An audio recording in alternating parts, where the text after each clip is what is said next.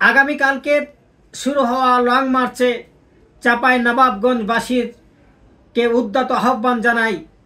7 নভেম্বরের long March যে শুরু হচ্ছে ঢাকা থেকে, যা 8 নভেম্বর চাঁপাইনবাবগঞ্জে পৌঁছাবে, এই লং মার্চে আপনাদের স্বতঃস্ফূর্ত উপস্থিতি সহযোগিতা একান্তভাবে কামনা করছি। আপনারা ঝাঁপিয়ে পড়ুন। এদেশের স্বাধীনতা সার্বভৌমত্ব রক্ষায় চাঁপাইনবাবগঞ্জবাসী ইতিপূর্বে যে ভূমিকা রেখেছেন, আগামী 8 নভেম্বরের আইনজীবী লং মার্চে উপস্থিত হয়ে আবারও প্রতিবাদ জানান। বিশ্ববাসীকে জানিয়ে দিতে চাই যে আমরা ভারতীয় আধিপত্যবাদের বিরুদ্ধে দেশের স্বাধীনতা সার্বভৌমত্ব রক্ষায় আমরা চাঁপাইনবাবগঞ্জবাসী একতাবদ্ধ।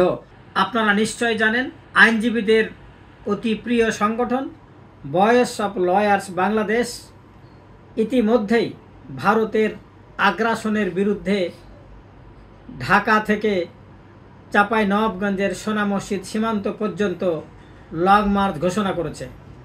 আগামী 7 নভেম্বর সকাল 8টায় বাংলাদেশ সুপ্রিম কোর্ট প্রাঙ্গণ থেকে লং মার্চ যাত্রা শুরু করবে। আপনারা নিশ্চয় জানেন, ভারতের আগ্রাসী নীতির কারণে বাংলাদেশ বিপর্যস্ত। রাজনৈতিকভাবে, সামাজিকভাবে, অর্থনৈতিকভাবে সীমান্তগত সমস্যায় বাংলাদেশ জর্জরিত। বাংলাদেশের মানুষকে পাখির মতো গুলি করে ভারতীয় বিএসএফ বাহিনী।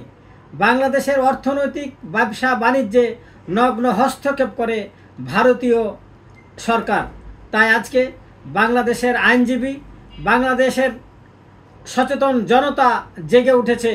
তাই আইনজীবীদের নেতৃত্বে, ভয়েস অফ লয়ার্সের নেতৃত্বে যে যাত্রা শুরু হয়েছে, আগামীকালকের লং মার্চ যাত্রায় দেশবাসীর প্রশাসনের একান্ত সহযোগিতা কামনা করছি।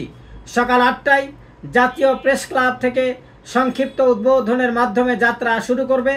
সকাল 10টায় জয়দেবপুর চৌরাস্তা মোড়ে পথসভা, সিরাজগঞ্জের বার অ্যাসোসিয়েশন ভবনে দুপুর 2টায় আইনজীবী সমাবেশ, নাটোরে বিকাল 4টায় সমাবেশ এবং রাজশাহীতে সন্ধ্যা 7টায় প্রেস ব্রিফিংয়ের মাধ্যমে প্রথম দিনের কার্যক্রম শুরু করবে। পরবর্তীতে 8 নভেম্বর চাঁপাইনবাবগঞ্জ আইনজীবী সমিতি মিলনায়তনে সকালের আইনজীবীদের সমাবেশের মাধ্যমে আবার সোনা মসজিদ সীমান্তের উদ্দেশ্যে যাত্রা শুরু করবে এবং বেলা 12টা থেকে চাঁপাইনবাবগঞ্জের সোনা মসজিদ সীমান্তে অবস্থান করবে।